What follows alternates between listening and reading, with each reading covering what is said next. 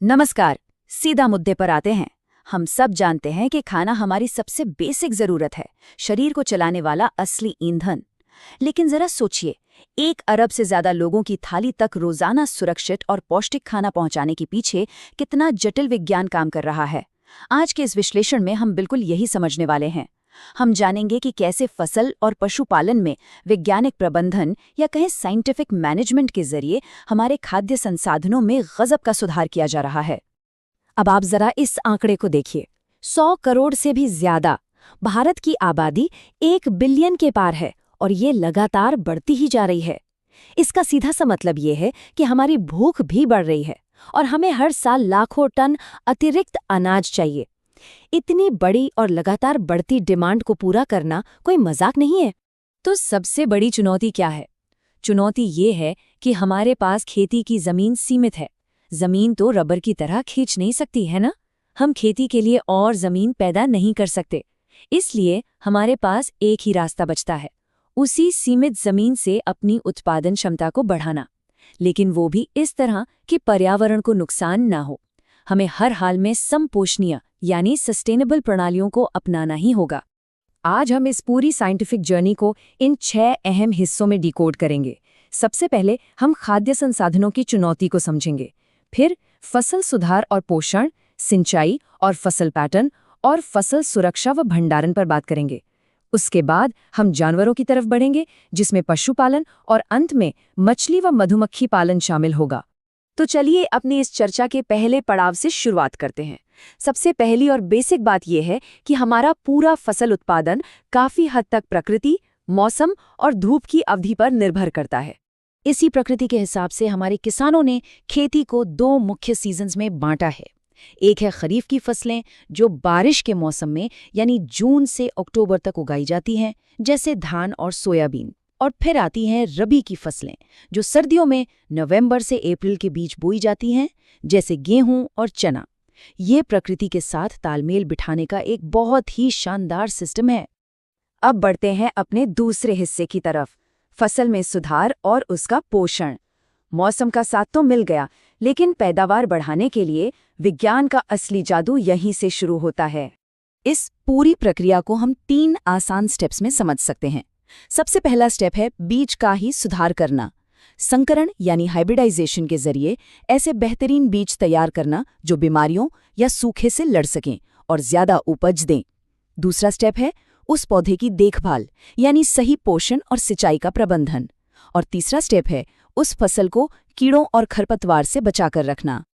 अगर हम पौधे के पोषण की बात करें, तो जैसे हमें फिट रहने के लिए अलग अलग विटामिन्स और मिनरल्स चाहिए, वैसे ही पौधों को हवा, पानी और मिट्टी से कुल 16 पोषक तत्वों की जरूरत होती है। इनमें नाइट्रोजन, फास्फोरस और पोटेशियम जैसे वृहत पोषक उन्हें ज्यादा मात्रा में चाहिए होते हैं। वहीं आयरन, जिंक और कॉपर जैसे सूक्ष्म पोषक थोड़ी कम मात्रा में जरूरी होते हैं, लेकिन पौधे की ग्रोथ के लिए जरूरी ये सभी हैं। अब ये न्यूट्रिशन हम खेतों में 2 तरीकों से डालते हैं। पहला है खाद, जो पूरी तरह से जैविक होती है, जानवरों और पौधों के कचरे से बनती है। ये मिट्टी की सेहत और पानी रोकने की क्षमता को बहुत बेहतर कर देती है। वहीं दूसरा तरीका है रासायनिक उर्वरक या फर्टिलाइजर। ये एकदम से बम्पर पैदावार तो देते हैं, लेकिन अगर हम इनका बहुत लंबे समय तक इस्तेमाल करते रहें तो ये मिट्टी की प्राकृतिक उर्वरता को कम भी कर सकते हैं। चलिए अब बात करते हैं तीसरे पड़ाव की, सिंचाई और फसल उगाने के पैटर्न। खेती में सिर्फ अच्छा बीज और खाद काफी नहीं है, पानी का सही इस्तेमाल और जमीन का स्मार्ट यूज बहुत जरूरी है। जमीन के हर इंच का अधिकतम फायदा उठाने के लिए कुछ बेहतरीन पैटर्न्स अपनाए जाते हैं, जैसे मिश्रित खेती, जहां गेहूं और चने जैसी 2 फसलें एक ही साथ बो दी जाती हैं। इससे अगर एक फसल खराब भी हो जाए तो दूसरी बच जाती है, एक तरह का क्रॉप इंश्योरेंस। वहीं अंतरा फसलीकरण में फसलों को एक खास कतार में बोया जाता है, ताकि मिट्टी के हर पोषक तत्व का पूरा इस्तेमाल हो सके और बीमारियां न फैले। अब आते हैं चौथे हिस्से पर, फसल की सुरक्षा और भंडारण। मान लीजिए आपकी फसल खेत में लहलहा रही है, लेकिन खतरा अभी टला नहीं है। उसे बचाने की असली जंग तो अब शुरू होती है। आइए आपके इन दुश्मनों से मिलते हैं। खेतों में गाजर घास और मोथा जैसे खरपतवार हमारी मुख्य फसल का पानी और न्यूट्रिशन चुरा लेते हैं। फिर कुछ कीट होते हैं जो या तो जड़ें काट देते हैं या पौधों का रस चूस लेते हैं। ऊपर से बैक्टीरिया और फंगस का भी डर। और हाँ, जब अनाज कटकर सुरक्षित गोदामों में पहुंचता है तो वहां नमी और चूहे उसे बर्बाद कर सकते हैं। इसीलिए सही पेस्टिसाइड्स का इस्तेमाल और गोदामों में नमी से बचाकर फ्यूमिगेशन करना हमारी फूड सिक्योरिटी के लिए एकदम क्रिटिकल है। अब तक हमने सिर्फ फसलों की बात की, लेकिन हमारे खाद्य संसाधनों का एक बहुत बड़ा हिस्सा जानवरों से भी आता है। तो हमारा 5वां सेक्शन है पशुपालन, यानी मवेशी और मुर्गी पालन का विज्ञान। यहाँ जानवरों की क्रॉस ब्रीडिंग का साइंस बहुत ही मजेदार है। जरा सोचिए, हमारे पास साहिवाल जैसी देसी गायें हैं जो बहुत कम बीमार पड़ती हैं। वहीं जर्सी जैसी विदेशी नस्लें हैं जो दूध बहुत ज्यादा देती हैं। तो वैज्ञानिकों ने क्या किया? उन्होंने इन दोनों का संकरण करा के ऐसी नई नस्लें बना दी जिनमें दोनों के बेस्ट गुण मौजूद हैं, बीमारी से भी बचाव और भरपूर दूध भी। पोल्ट्री यानी मुर्गी पालन में भी विशेषज्ञता बहुत काम आती है। वहाँ 2 अलग अलग गोल्स होते हैं।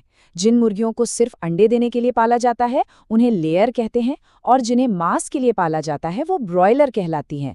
क्योंकि दोनों का मकसद अलग है, इसलिए उनके रहने की जगह, तापमान और उनके खाने पीने का मैनेजमेंट बिल्कुल अलग तरीके से किया जाता है। अब हम आते हैं अपने आखिरी हिस्से पर, मछली और मधुमक्खी पालन। ये दोनों ही ऐसे क्षेत्र हैं जो बहुत ही कम जगह में आपको जबरदस्त न्यूट्रिशन और आर्थिक फायदा दे सकते हैं। मछली पालन में ये मिश्रित मछली संवर्धन तंत्र का आइडिया तो मानो कोई जीनियस हैक है। इसमें होता क्या है कि एक ही तालाब में 5-6 अलग प्रजातियों की मछलियां एक साथ रखी जाती हैं, और कमाल की बात यह है कि वो आपस में खाने के लिए नहीं लड़ती। कटला पानी की ऊपरी सतह पर खाती है, रोहू बीच में, मृगल तालाब के बिल्कुल नीचे, और ग्रास कार्प पानी की घास खा लेती है। मतलब बिना किसी झगड़े के एक ही तालाब का 100% इस्तेमाल।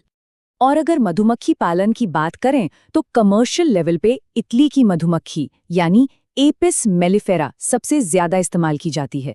इसकी वजह यह है कि ये शहद बहुत तेजी से इकट्ठा करती है। और एक बहुत ही दिलचस्प बात आपको बताऊं, वो शहद स्वाद में कैसा होगा ये पूरी तरह से इस बात पर निर्भर करता है कि मधुमक्खियां किन फूलों से रस चूस रही हैं, जिसे हम चरागाह कहते हैं। तो आपने देखा कि कैसे विज्ञान और स्मार्ट मैनेजमेंट मिलकर हमारी इस बढ़ती आबादी का पेट भरने के लिए हर मुमकिन कोशिश कर रहे हैं। उन्नत बीज से लेकर पशुओं के संकरण तक सीमित जमीन से ज्यादा निकालने का प्रयास हो रहा है। लेकिन जाते जाते एक बड़ा सवाल जो मैं आपके लिए छोड़ना चाहती हूँ, क्या भविष्य की ये वैज्ञानिक प्रणालियाँ हमारी बढ़ती भूख को शांत करते हुए प्रकृति और पर्यावरण के साथ वो नाजुक संतुलन बनाए रख पाएंगी? क्या हम प्रोडक्शन और सस्टेनेबिलिटी को एक साथ साध पाएंगे? इस पर विचार जरूर कीजिएगा। आज के इस विश्लेषण में हमारे साथ जुड़ने के लिए आपका बहुत बहुत धन्यवाद।